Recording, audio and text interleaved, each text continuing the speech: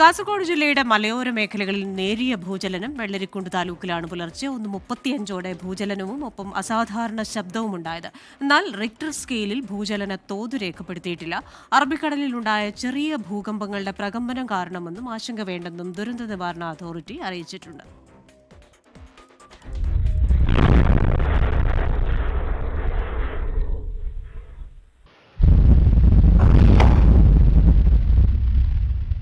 ബിരിക്കുളം, കൊട്ടമടൽ, പരപ്പ, ഒടയംചാൽ, ബളാൾ, കൊട്ടോടി ഭാഗങ്ങളിലാണ് ഭൂചലനം അനുഭവപ്പെട്ടത്. 15 സെക്കൻഡോളം സമയം അസാധാരണ ശബ്ദം കേട്ടതായി നാട്ടുകാർ.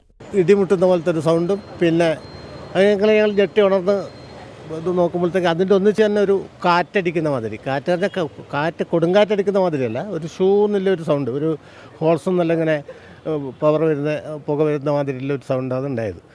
വീട്ടിലെ പാത്രങ്ങൾ ഉൾപ്പെടെ കുലുങ്ങിയതോടെ പലരും വീടിന്റെ പുറത്തേക്കിറങ്ങി. പുറമേ നിന്ന് എന്തോ സംഭവിക്കുന്നുണ്ട് ഒച്ച തോന്നുന്നുണ്ട്. ഉണ്ടല്ലോ ചെറിയൊരു അനക്കം, ഒരൊച്ചയും.